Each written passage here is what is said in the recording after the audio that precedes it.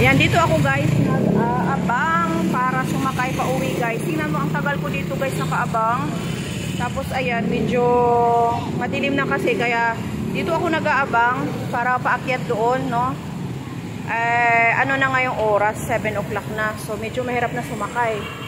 Yan yung mga tricycle na nakahilira, yun na dapat sakyan ko.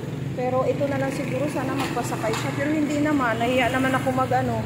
Kasi diretso po kasi yung phase 1. Itong tulay na yun, diretso sa phase 1 yan.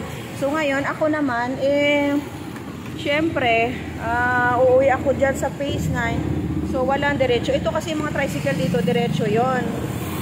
So ayan, uuwi ako diretso. Dito ako sasakay guys. So guys, ayan, medyo matraffic-traffic.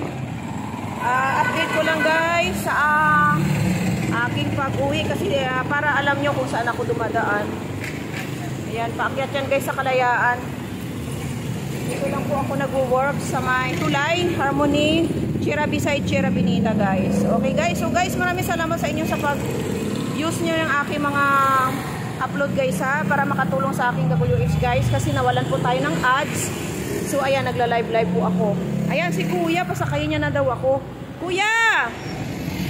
Ayan, pasakayin niya na ako. So guys, nagpapasalamat ako sa inyo ng napakalaki talaga guys. Ayan na guys, yung umuusong na tricycle na yan, pasasakayin niya na ako ni Kuya. Okay guys, thank you so much guys. So, ayan, sasakay na tayo dito kasi si Kuya, shout out kay Kuya, bait naman. Iba-vlog ko pa si Kuya, oh. Kuya, sa ano, Gladys. Ayan si Kuya. So guys, sakay na ako guys ha. Oh, ayan na guys, sakay na po ako. Ayan, salamat po. Thank you guys for watching sa aking mga vlogs. Thank you. Ayan guys, papunta yan ng phase 10. Nasa lupo kasi ako ng tricycle. So ayan. So ayan, hanggang up po yan.